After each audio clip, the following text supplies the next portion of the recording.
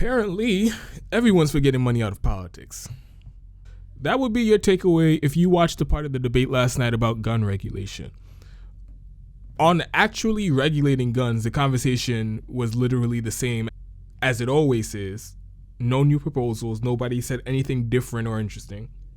As you'd expect, the NRA became a quick target for the candidates on stage, but that inadvertently changed the discussion from guns to a more broader focus on money in politics.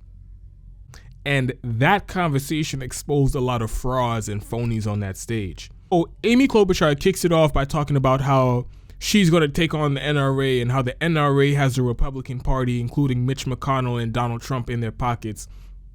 And that's why we can't get any sensible gun regulation. So she's the one who starts framing this as a money in politics issue. Then Beto chimes in to kick it up a notch, talking about we need to get a constitutional amendment and legislation to ban politicians from taking private money. Okay, so far the words coming out of their mouth, I agree with. Then Pete Buttigieg comes in and doubles down on this constitutional ban to get money out of politics. And he even adds that anyone who says we can't do it doesn't know what they're talking about. So all that rhetoric, the words that are coming out of their mouths on money in politics, is absolutely correct. But in comes Marianne Williamson out of left field to set the record straight and expose all of them as hypocrites.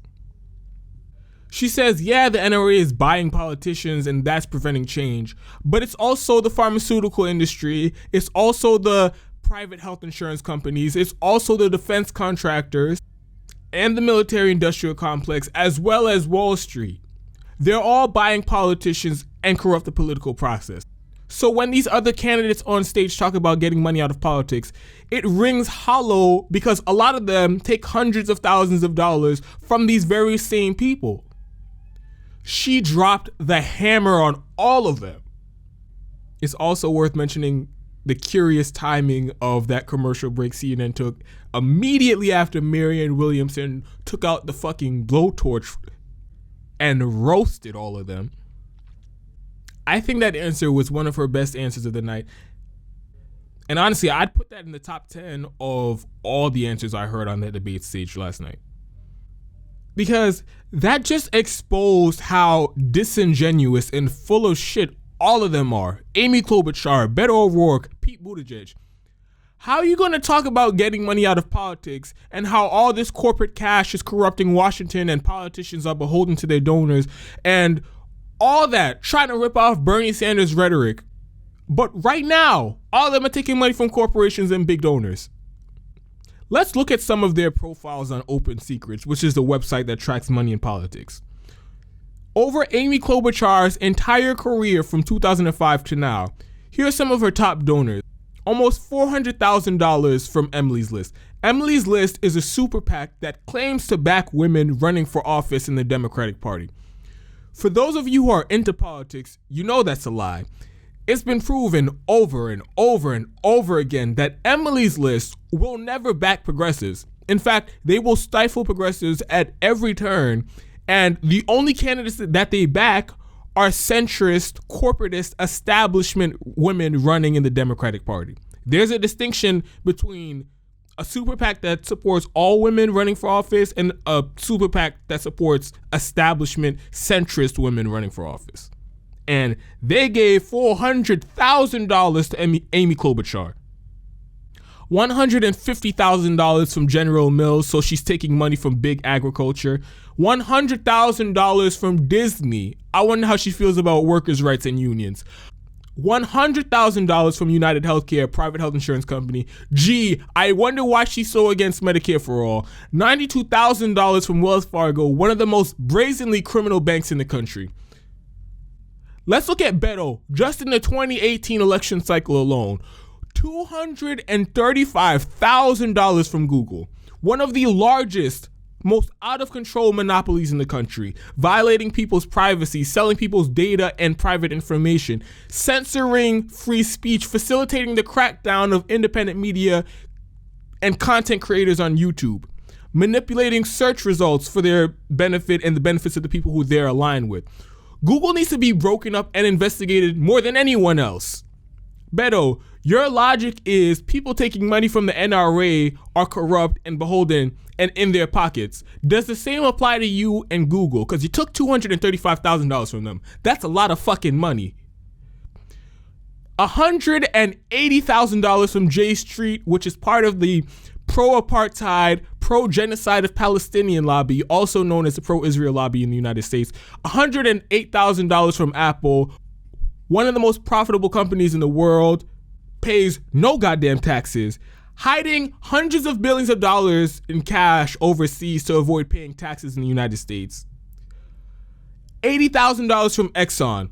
While Beto was on that stage lying out of his ass talking about how he's going to take on climate change, you took $80,000 from one of the biggest contributors to climate change just last year alone. I can keep going, but I think you get the point. Now let's look at Pete Buttigieg, and these are only fundraising totals from 2019, this year alone. $90,000 from Google, $46,000 from Comcast, telecommunications giant, owns damn near everything in the United States, ranked consistently as the worst place to work in the country. Terrible workers' rights, terrible pay for their employees, no benefits, known for overcharging for their shitty service, basically committing fraud. $44,000 from AT&T, $40,000 from Disney, $30,000 from Apple. Mind you, this is all from 1 year alone. This is all from 2019 and we're halfway through the year. And there's another twist to Pete Buttigieg that proves he's full of shit and was lying on that debate stage when he was talking about a constitutional amendment to get private money out of politics.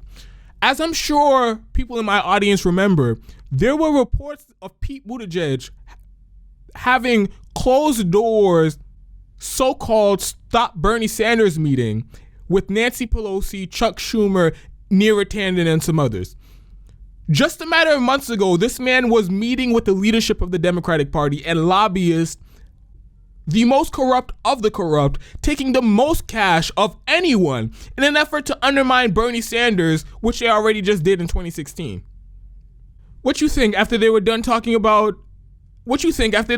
scheming on how to rig the primary to prevent Bernie Sanders from being the nominee? You think that Pete Buttigieg was talking about a constitutional amendment to get private money out of politics? No. They were having discussions about maintaining the status quo.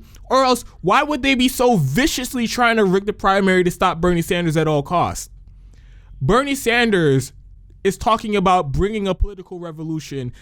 He's the one who started this talk about a constitutional amendment to get private money out of politics. So understand, when Pete Buttigieg is on that stage talking about getting money out of politics, he is lying.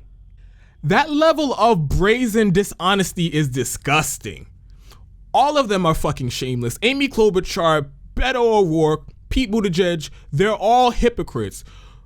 When it's convenient for their narrative, money in politics is disgusting, it's gross, it's corrupt. Anyone who takes money from donors are by definition sold out and in their pockets. But in the same breath, they'll go out and argue that it doesn't count for me though. Not when I do it.